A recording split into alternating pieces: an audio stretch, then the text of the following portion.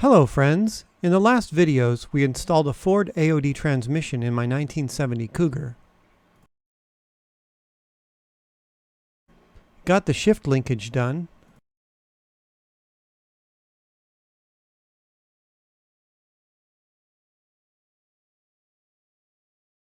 The dipstick tube. The wiring.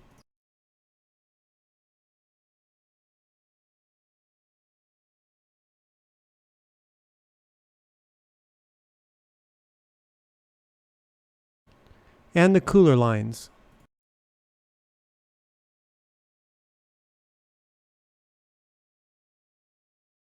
The only remaining item is perhaps the most important, at least for the long-term survivability of this transmission. The TV cable or throttle valve cable ups the pressure of the fluid in the transmission when you push on the gas pedal, and must have a connection to the throttle linkage on the carburetor. So stay tuned for the solution I came up with and the subsequent testing, including the first test drive.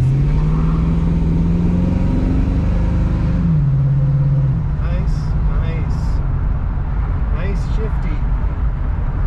Beautiful shifty.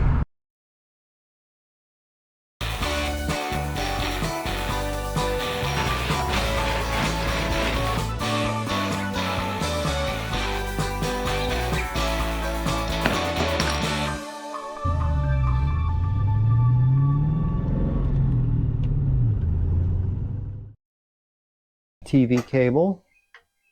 I'm still not sure what I'm going to do there. This is actually weird. A lot of the TV cables have an arm that comes this way and you pull it. This one has a pushing thing. However, it comes with, I have the linkage from here, which translates a pulling to a pushing. So I'm not sure what part of that I'm going to use or reuse or whatever. So one of these is going to be the pressure that I can get off of the transmission. There's three over there. I'll have to look it up, but one of those bolts comes off and you can attach a gauge to it, and so that's what we'll probably do. A bracket for my Edelbrock carburetor is available, and Locar makes a cable setup just for the AOD, but that is an expensive solution for what it is. Before I spent that money, I decided to order this cheap generic one from Amazon, mainly to come up with ideas and perhaps mock something up.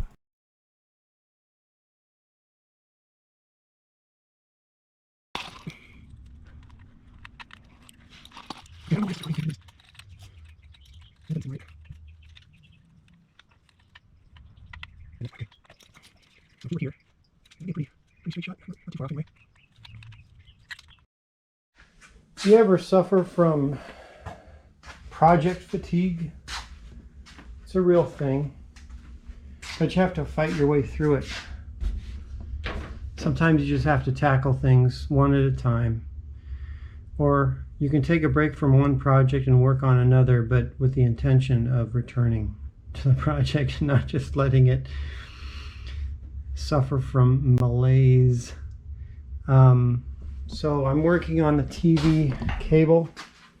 Well, here's my universal TV cable, but frankly I've decided to go a different route.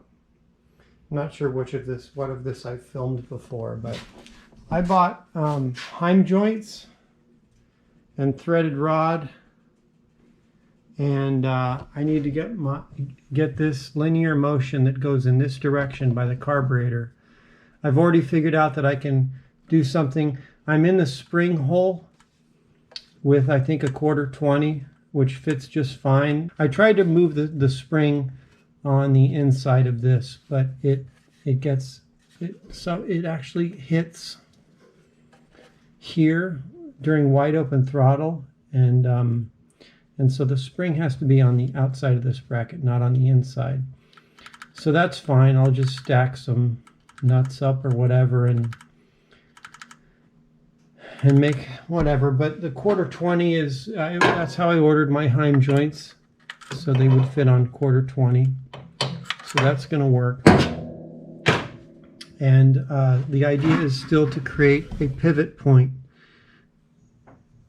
that goes like this. So in that vein, I have created a bracket.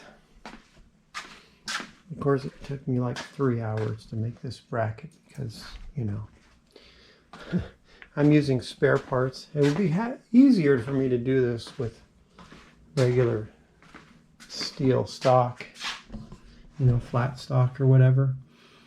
But here it is, all finished and painted. And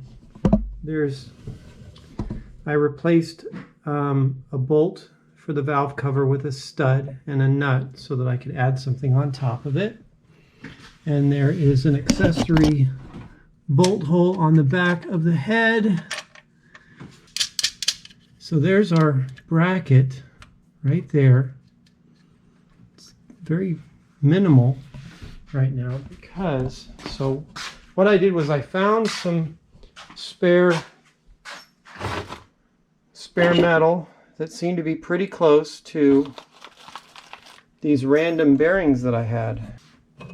This bearing will fit snugly in here, and so that gives me my pivot, and now I just need to make the bracket that actually swivels, you know, like a Y or a triangulated bracket with a couple of 1/4-20 holes to put more heim joints in, and that will give me not quite of a 90 degree, 80 degree maybe, of a pivot so that I can pull this way. It moves our triangulated pivot, pulls on another heim joint and another threaded rod that goes down to the transmission. On the Cougar, the 88 Cougar, it's pulling in the opposite direction. So this is actually a pivot here for that purpose, where it turns a pull into a push basically. But I don't need to worry about that because I'm pulling from the carburetor, and I'm also pulling up on the TV cable. Or no, wait, no, I'm sorry, I'm pushing when I open the throttle. When I push down on the accelerator pedal, it pushes toward the back of the engine, thus activating that pivot and pushing this down here like this. And so when I do my quadrant, my triangular quadrant that is the pivot point, the thing that's going to be attached to the bearing that I have here, standard bearing, I need to create some slots. Instead of just a 1/4-20 hole, I need them to be slots so I can make fine-tune adjustments. That's going to be my adjustability. These are, of course, adjustable because they're heim joints that are threaded onto threaded rod, but that's not going to be the adjustability that I need. This is going to allow me to, you know, I'll cut the threaded rod and I'll make it the right length, and these come with lock nuts, you know, and I'll use Loctite on them as well. But I need the adjustability to say that, because I measured this with my caliper, and the throw from the two pivots, roughly, you know, best as I could do, the carburetor has 1 3/16 inch throw from idle to wide open throttle, and the TV linkage down below, when you measure it from the ball at the end, has a 2-inch throw. And who knows if that's even appropriate, you know, because what if the pressure at the end of that 2 inches is more than our 30 psi? What if it actually goes beyond 30? We need to stop at 30 on wide open throttle from what I've read. So, and that's going to be something that allows us to test it as well. So when the car is idling, I'm going to have a pressure gauge connected to the TV port on the side of the transmission in that direction. Yeah, wait a minute, pull. Oh, I do need to use that linkage, because I'm pulling with wide open throttle, and this is a push. So I will be using this. I will be using this thing. So So we're going to be like this. Or like this. Or like this. So pull toward the front of the engine and activate. Yeah. So there's our linkage. Now what I failed to do is the throw of the accelerator linkage is shorter than the throw of the TV linkage. So I needed to put this hole over here down farther. In fact, I'm going to go ahead and make this the adjustment.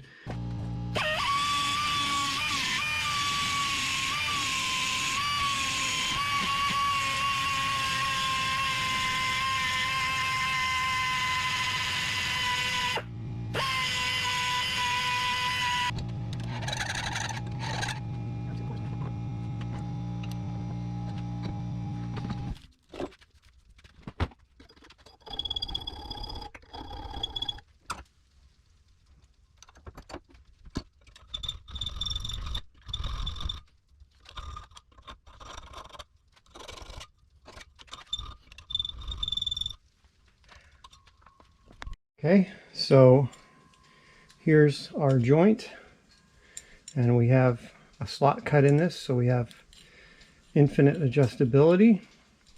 I already tapped this for 1/4 so we can work on the rod that goes down to the TV lever.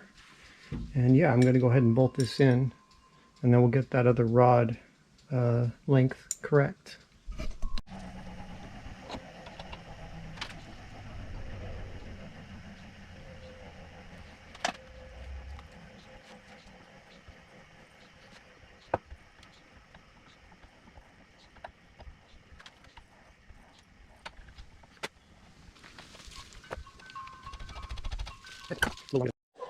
So in the interest of eliminating, I spent all the time on this pivot, this reversing pivot. In the interest of eliminating extra connections and pivots, I've decided to reuse modify the original TV lever that's on the side of the transmission so that I could flip it around. So I basically bent it up more, and I didn't decide to use heat to bend it, and therefore it cracked, which made bending it really easy, but then I had to weld it, fix it basically after I broke it. It didn't completely come apart, but it was cracked almost all the way through. So I ran some weld over there to strengthen it back up, and now I'm going to drill a hole here, 1/4, tap it, and make it so I can put a bolt in there, and then it's pretty. I'll be pretty close to. I just need the rod. I just need to make the rod from the top of the engine to this, and it'll be a direct link. It won't depend on a counter pivot to function. So it should make everything less binding, have less friction. So the reason why this cracked when I tried to bend it is because it's hardened steel. I decided to weld a nut to it because it's too difficult to drill through and pretty tough to tap. The drilling through is the big problem. So anyway, I'm going to go ahead .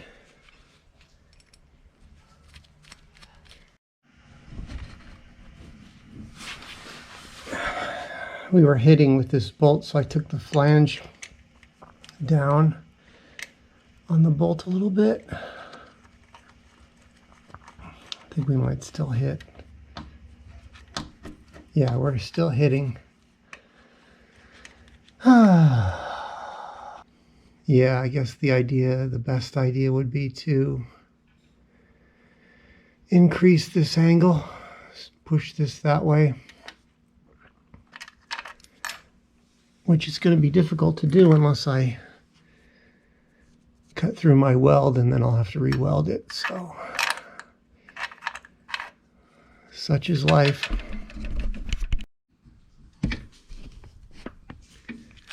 Okay.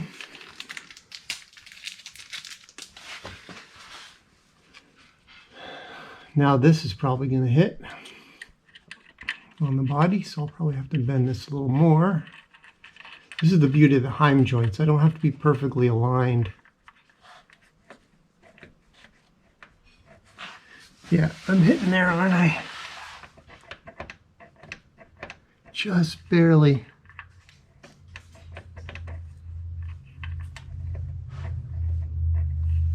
Just barely.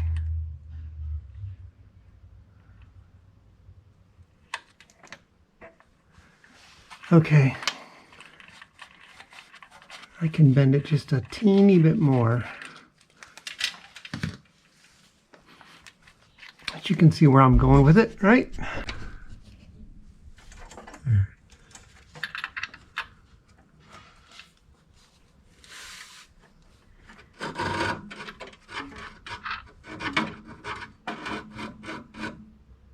So we just need a little bit of a bend in this. In this, easily do it under here. That would be nice.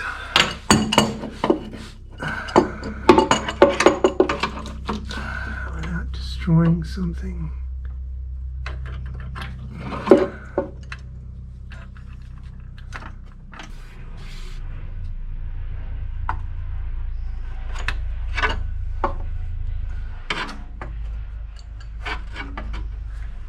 All right, so I've got a little bend in it and I just need to make it more.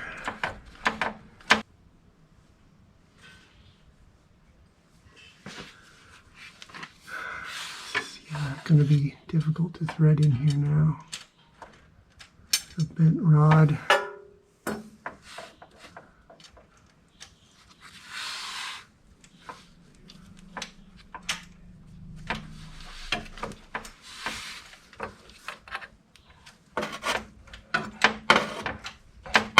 Again, the heim joint's helping me out because I'm able to wiggle it around.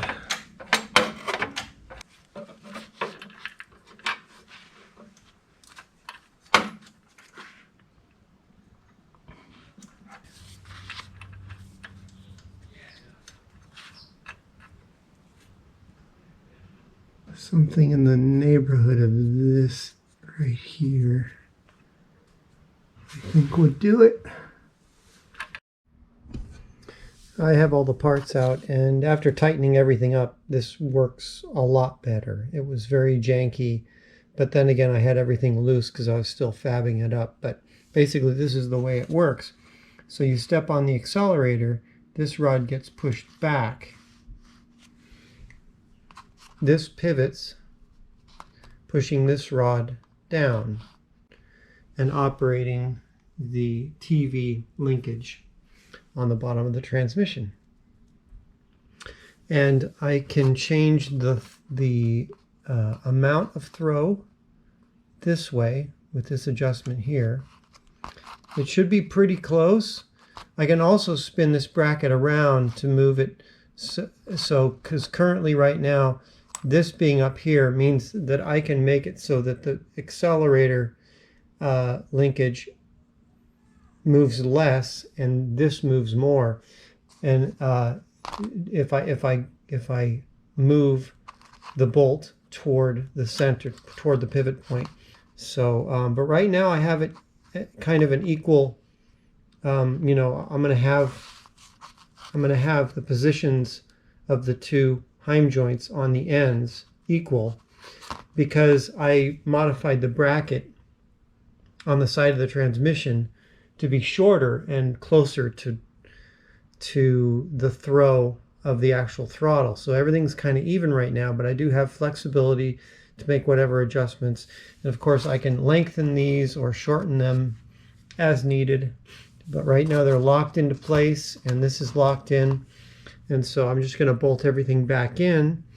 And then I guess it's time to fill the transmission with fluid and and hook up a pressure gauge, which I borrowed from my friend, and measure the TV, the line pressure in the transmission, and try to dial everything in.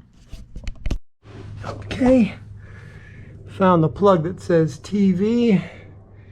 It looks like it's an NPT plug,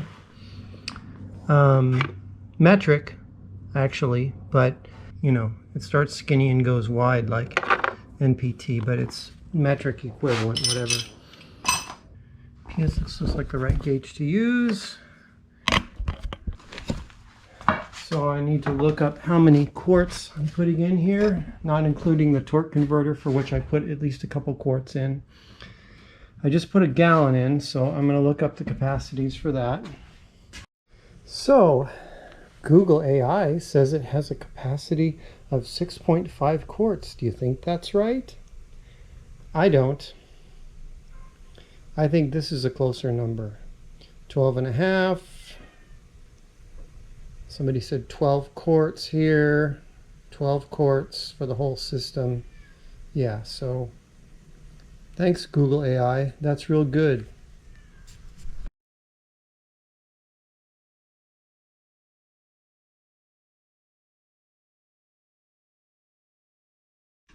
Okay, I'm gonna once I started, I'm gonna be running around with like a chicken with the head cut off as I check the transmission fluid and the coolant. So I might turn the camera off because, you know, I'm nervous, but anyway.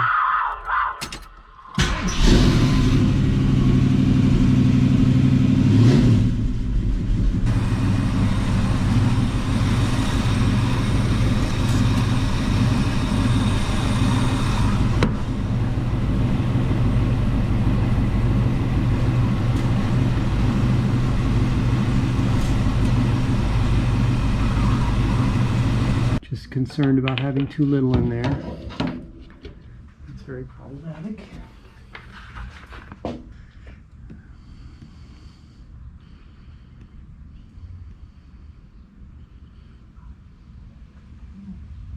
Okay, we're back up into the hash marks. Might go down again, but for now we're good.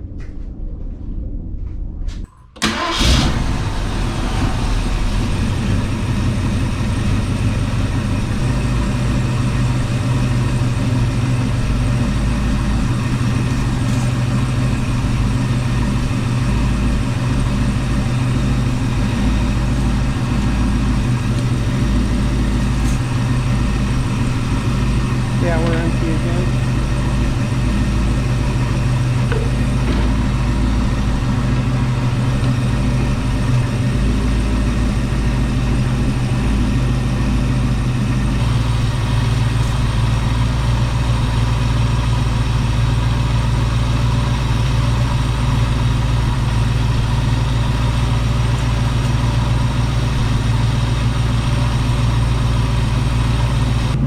Pressure. I heard that it was supposed to be just a few psi when idling, and we're kind of high.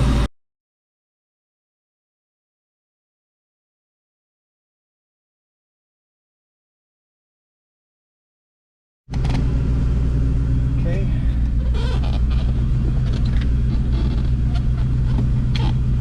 Keep an eye on the pressure gauge, will you? Seems a little high for an idle.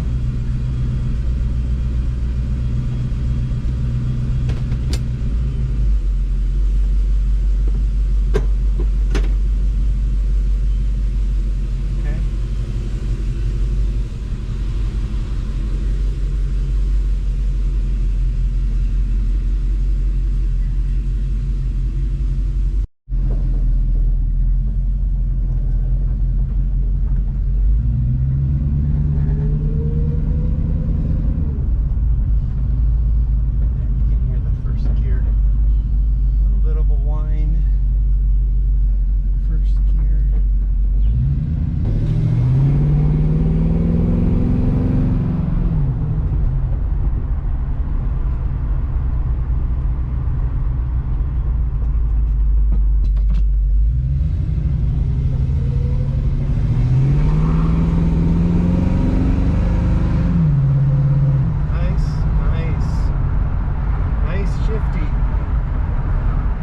beautiful shifty.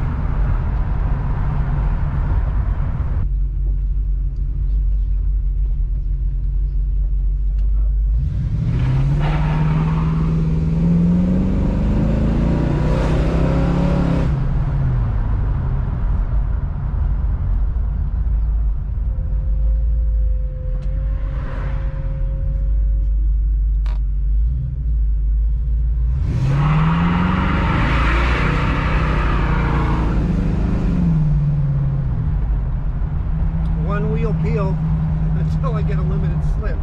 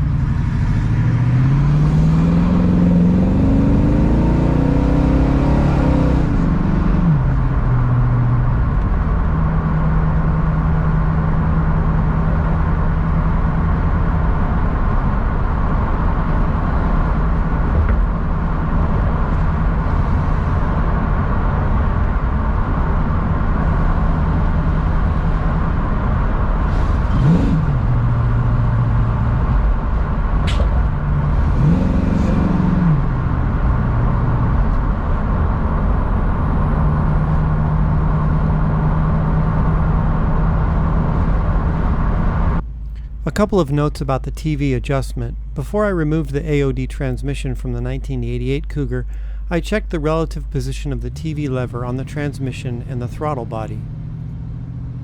They simply matched each other stop to stop. In other words, when the throttle was in the idle position, the TV lever was bottomed out on low pressure, and when the throttle was in wide open position, the lever was all the way up.